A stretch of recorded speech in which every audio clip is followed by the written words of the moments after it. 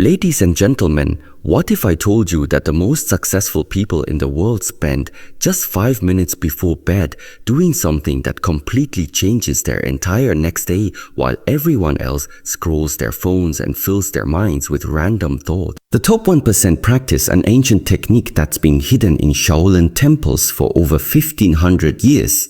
Tonight, you're going to learn this powerful bedtime practice that transforms your sleep from wasted hours into a tool for success.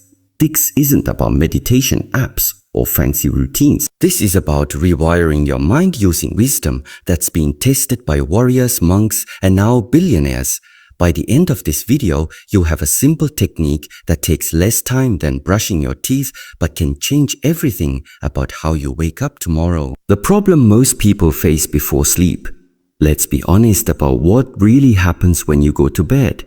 You lie there with your mind racing through everything that went wrong today, everything you need to do tomorrow, and all the worries bouncing around in your head like ping pong balls. Your phone is probably within arm's reach, pulling your attention to social media, news, or random videos that leave you more anxious than when you started.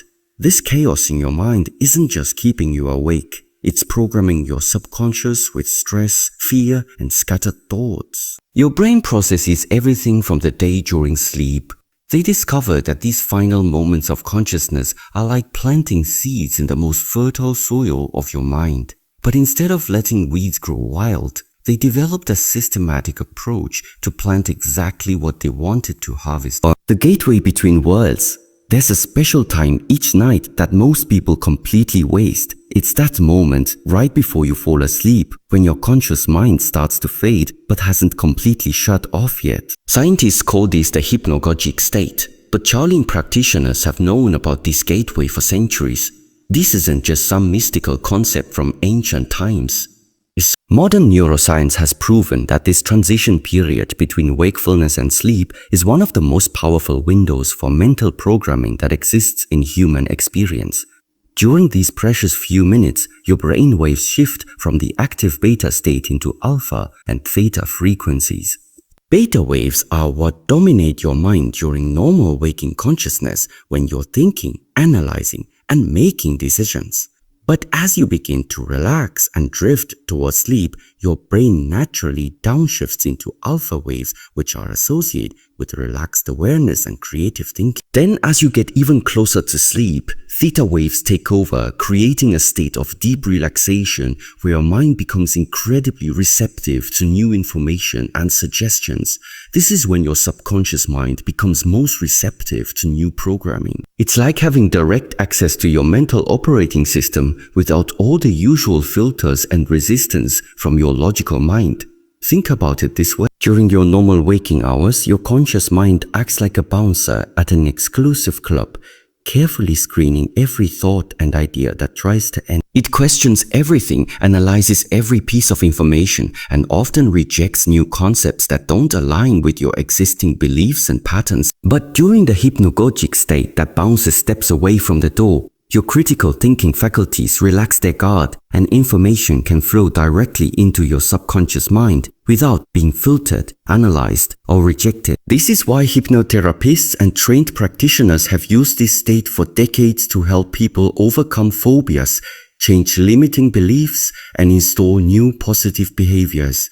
The ancient masters discovered this principle through centuries of careful observation and experimentation. Long before we had brain scanning technology to prove what they already knew, the masters realized that whatever enters your awareness during this time gets processed differently than regular thought. It bypasses your critical thinking and goes straight into the deeper layers of your mind where beliefs, habits, and automatic behaviors are formed. When you're in your normal waking state, you might tell yourself something positive like, "I am confident and capable." But your logical mind immediately responds with doubts and counter-arguments.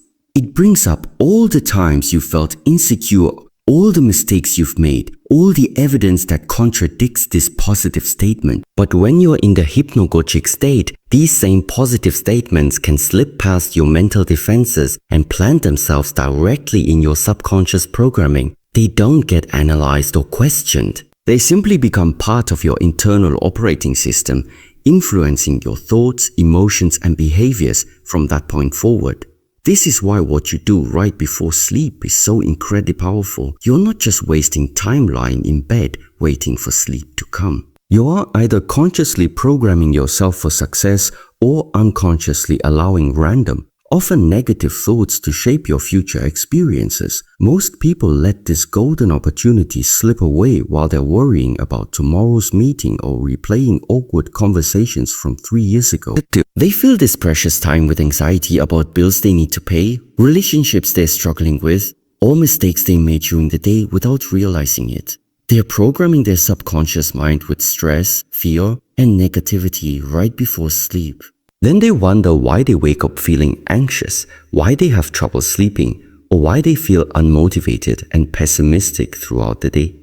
But when you understand how to use this gateway properly, you can literally reprogram yourself for success while you sleep. Instead of allowing random worries and fears to dominate your pre-sleep consciousness, you can deliberately choose what information gets planted in your subconscious mind. You can install new beliefs about what's possible for you, program new automatic responses to challenging situations, and create new patterns of thinking that support your goals and dreams. The key is recognizing when you're entering this state and then having a systematic approach for using it effectively.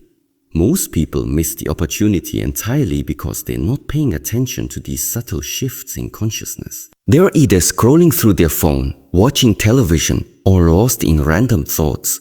But once you learn to recognize the feeling of your mind beginning to relax and drift, you can consciously direct this natural process to serve your highest good, the ancient practice of mental clearing.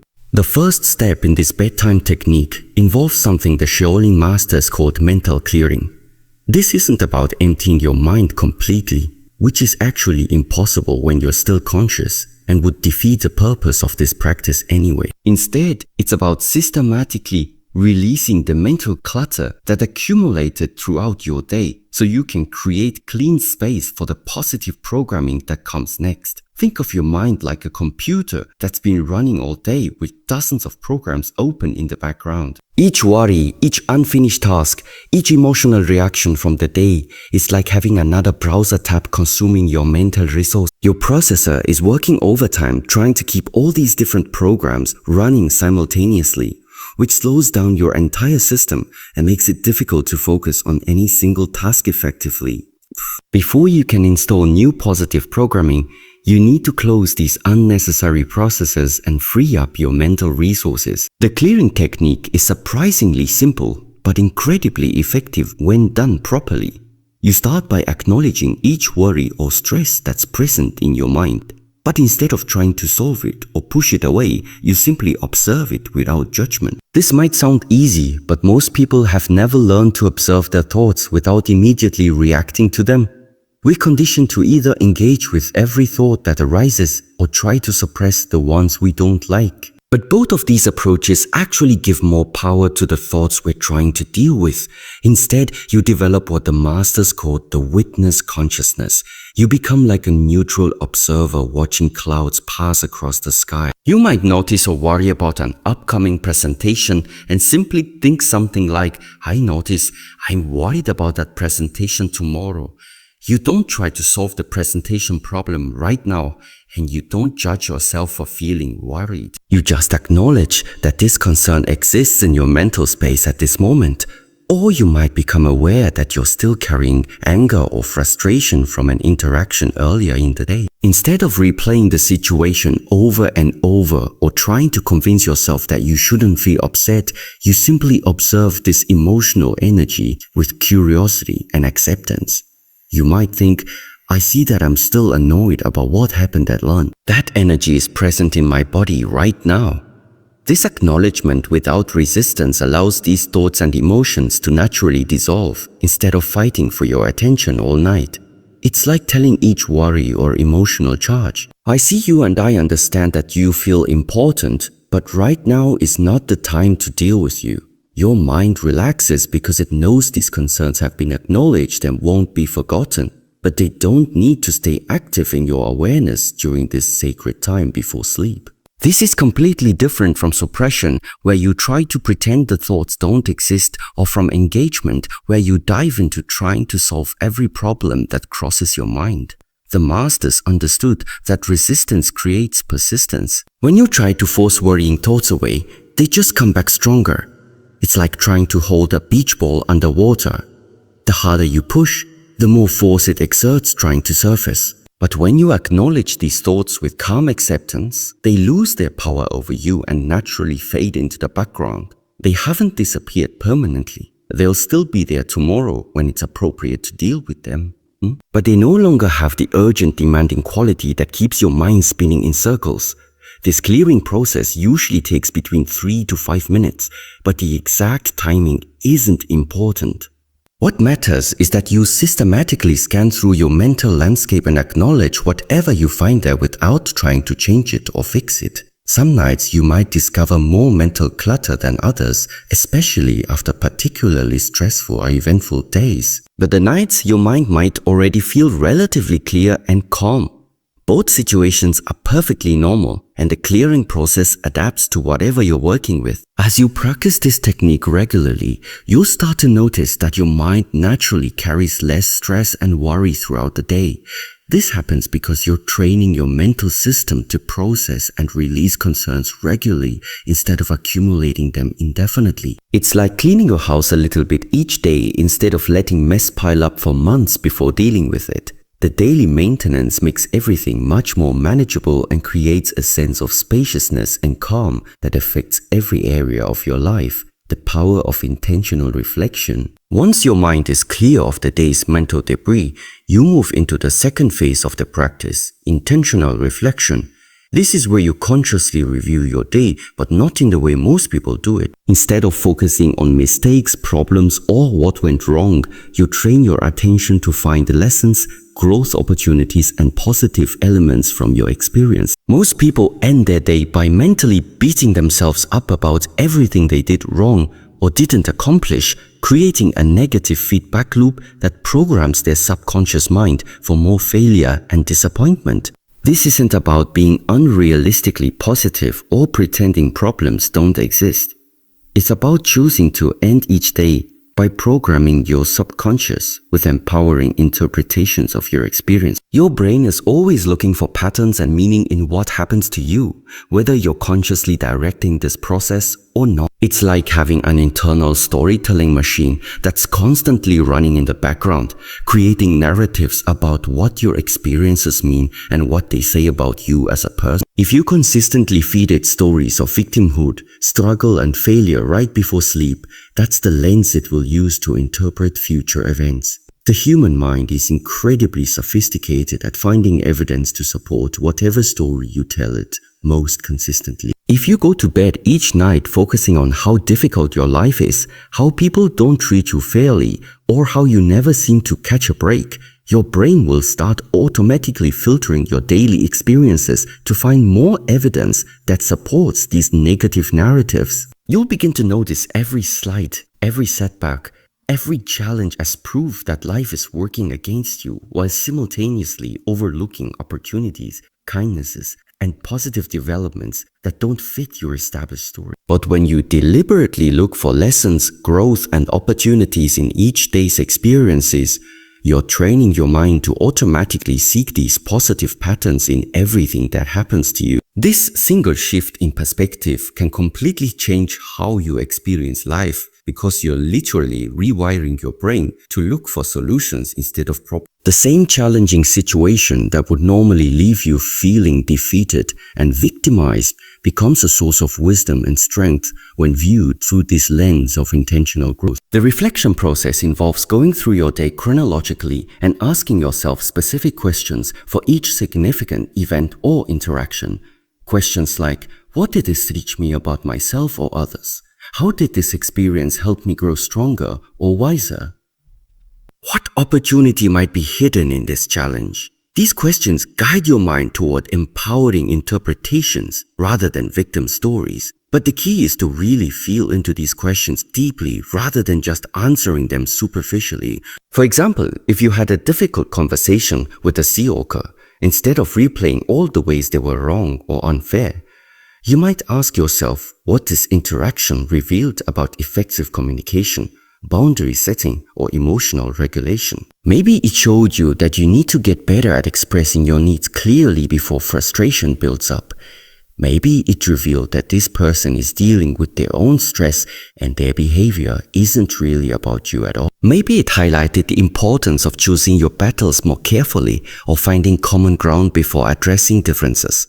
Each challenging experience becomes a teacher when approached with this mindset. A traffic jam becomes a lesson in patience and acceptance of things beyond your control. A mistake at work becomes insight into better preparation or attention to detail.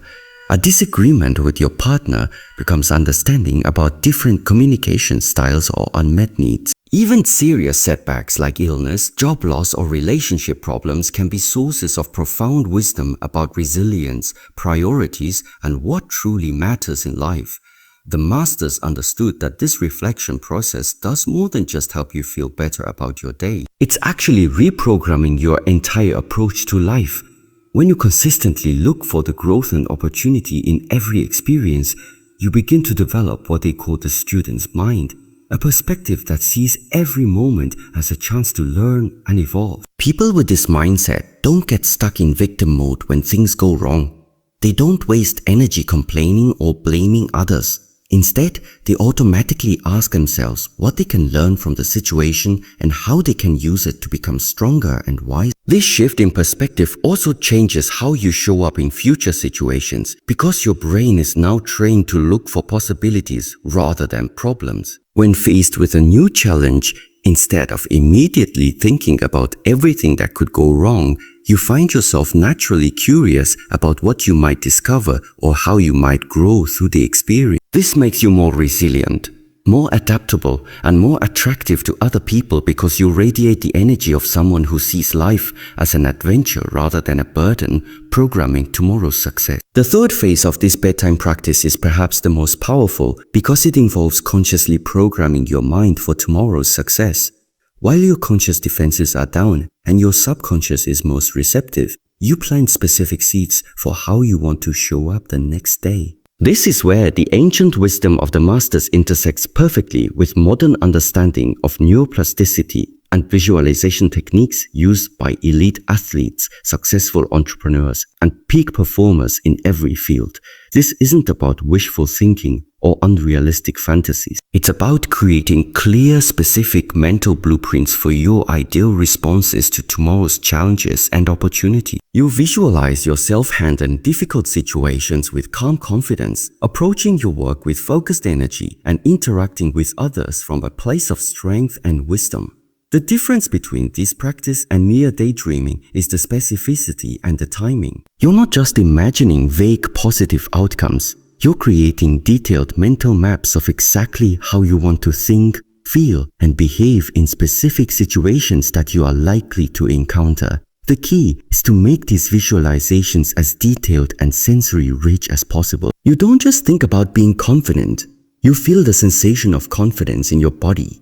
Hear the tone of voice you use and see yourself moving through your day with purpose and clarity. You imagine the feeling of your feet on the ground, the straightness of your spine, the calmness in your breathing, and the clarity in your thinking.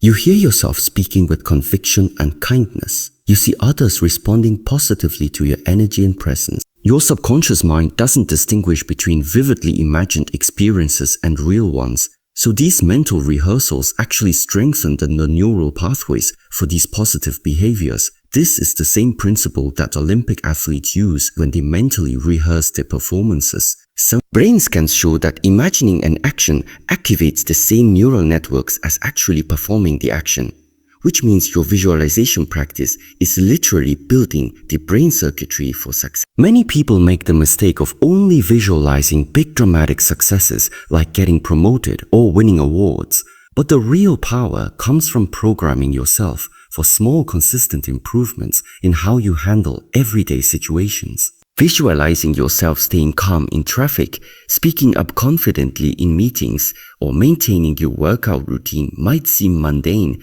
but these small programs compound into massive life changes over time. Think about programming yourself for how you want to handle that morning commute. Instead of starting your day stressed and reactive, you visualize yourself feeling relaxed and centered, using any delays as opportunities for deep breathing or gratitude practice. You see yourself arriving at work feeling peaceful and energized rather than frazzled and overwhelmed. This might seem like a small thing, but how you start your day sets the tone for everything that follows. Or consider programming yourself for how you want to respond when someone criticizes your work or challenges your ideas. Instead of getting defensive or shutting down, you visualize yourself staying open and curious, asking questions to understand their perspective better and finding the valuable feedback hidden in their words. You see yourself responding from wisdom rather than ego, turning potential conflicts into opportunities for learning and collaboration. The visualization process works best when you focus on process rather than just outcome. Instead of only imagining yourself getting the promotion, you visualize yourself doing the daily work that leads to promotion-worthy performance. You see yourself arriving early, staying focused during meetings, taking initiative on projects, and building positive relationships with colleagues. You program yourself for the behaviors that create success rather than just hoping for successful results. You can also use this time to prepare for specific challenges you know you'll face tomorrow. If you have a difficult conversation coming up, you rehearse yourself staying calm, speaking clearly, and finding constructive solutions. If you have a presentation to give, you visualize yourself feeling confident, connecting with your audience, and delivering your message with impact. If you're trying to establish a new habit, you see yourself following through with your commitment, even when you don't feel like it. The masters discovered that this pre-programming dramatically reduces the mental effort required to make positive choices the next. When you've already rehearsed the right response in your mind, it becomes much easier to access that response when the actual situation arises. It's like having a mental shortcut to your best self that bypasses all the usual hesitation and doubt that can derail good intentions. The gratitude gateway. After programming tomorrow's success, you open what the masters call the gratitude gateway. This isn't the surface level gratitude most people practice where they quickly list a few good things that happen. This is a deeper, more transformative practice that actually rewires your brain's default emotional state. Most people approach gratitude like they're checking items off a grocery list, mechanically thinking about their job, their health, or their family without really feeling the emotional connection to these blessings. But this shallow approach barely scratches the surface of gratitude's true power. True gratitude, as understood by ancient wisdom traditions, is a powerful frequency that aligns your entire being with abundance and possibility. When you end each day by genuinely feeling grateful for specific experiences, people, and opportunities, you're training your nervous system to operate from a state of appreciation rather than scarcity or fear. The masters understood that gratitude isn't just a nice feeling or moral virtue. It's actually a technology for transforming your entire relationship with reality. Think about how most people move through their day. They're constantly focused on what's missing, what's wrong, or what needs to be fixed. Their attention is automatically drawn to problems, complaints, and dissatisfactions. This creates a chronic state of low-level stress where you're always scanning for threats and deficiencies. Your nervous system stays activated in survival mode, pumping out stress hormones that keep you tense, anxious, and reactive. Over time, this becomes your default state, and you literally forget how to experience contentment and peace. The practice involves choosing 3 specific things from your day and really diving deep into why you're grateful for them. Instead of thinking, "I'm grateful for my family," you might focus on a specific moment when your partner made you laugh or how your child's curiosity reminded you to see the world with fresh eyes. The more specific and emotionally connected your gratitude, the more powerful its effect on your subconscious programming. You want to relive these moments with full sensory detail. Feeling the warmth in your chest, seeing the smile on your loved one's face, hearing the sound of laughter filling your home. Maybe you focus on the barista who made your coffee this morning and seemed genuinely happy to serve you. Instead of just thinking, "I'm grateful for good service," you recall the warmth in their eyes, the care they took in preparing your drink, and how their positive energy shifted your entire morning mood. You feel appreciation for all the people who contributed to that simple moment. The farmers who grew the coffee beans, the truckers who transported them, the engineers who designed the coffee machine, the countless individuals whose work made your morning coffee possible. Or perhaps you reflect on a challenge you faced during the day and find genuine gratitude for how it forced you to grow. A difficult client who pushed you to communicate more clearly, a technical problem that taught you something new, or even a moment of failure that revealed areas where you can improve. This isn't about forcing fake positivity onto negative experiences, but about genuinely appreciating how challenges contribute to your development and strength. This deep gratitude practice does something remarkable to your brain chemistry. It increases the production of dopamine and serotonin while reducing cortisol levels, creating the optimal hormonal environment for restorative sleep and positive dreams. You're literally bathing your brain in the neurochemicals associated with happiness, satisfaction, and well-being right before sleep. But more than just feeling good in the moment, you're training your brain to automatically notice and appreciate positive elements in your daily experience. The masters discovered that consistent gratitude practice creates what they call the appreciative eye, a way of seeing that naturally focuses on abundance rather than. People who develop this skill find that their entire world seems to transform not because their external circumstances necessarily change, but because they're noticing different aspects of the same reality. They start seeing kindness where they used to see indifference, opportunities where they used to see obstacles, and beauty where they used to see ordinariness. This shift in perception has profound practical benefits beyond just feeling better. When you approach life from a foundation of appreciation, everything begins to shift in subtle yet powerful ways. Appreciation is not just a polite thank you or a fleeting moment of gratitude when something good happens. It is a mindset, a lens through which you view the world. When you choose to focus on what's working instead of obsessing over what's missing, you cultivate a sense of inner fullness. That fullness radiates outward, changing not only how you feel about yourself and your life, but also how others respond to you. People can sense when someone carries peace instead of restlessness, contentment instead of longing. It shows up in your words, your body language, and the energy you bring into a room. Think about the difference between interacting with someone who seems perpetually dissatisfied and someone who carries quiet confidence and gratitude. The dissatisfied person often gives off a vibe of neediness or scarcity, as though nothing is ever enough. On the other hand, a person rooted in appreciation radiates a sense of calm abundance. They aren't grasping for approval, affection, or validation because they already feel whole. And people naturally gravitate toward that energy. It feels safe, uplifting, and inspiring. You attract deeper connections, more kindness, and even unexpected opportunities because people want to be around someone who sees and values the good in life. This shift in perspective also changes the quality of your decisions. When you operate from desperation or scarcity, your choices are often reactive. You say yes to things you don't truly want because you're afraid of missing out. You settle for relationships, jobs, or situations that don't align with you because you fear nothing better will come. But appreciation brings patience and clarity. When you're already grateful for what you have, you're not scrambling to fill an emotional void. You can evaluate opportunities with a clear mind. Your happiness doesn't hinge on the outcome. That's when better decisions naturally follow. Choices rooted in alignment rather than anxiety. And here's the most beautiful part. When you live in appreciation, you become more emotionally available to life itself. You notice the small moments, a smile from a stranger, a kind word, the way sunlight hits your window in the morning, and you let them fill you. These experiences were always there, but when you live in constant dissatisfaction, you're too busy chasing the next big thing to see them. Appreciation opens your eyes and softens your heart, creating space for joy to flow in. And joy attracts more joy, just as gratitude attracts more blessings. So living from appreciation is not passive, it's powerful. It transforms your energy, your relationships, your decisions, and ultimately your life.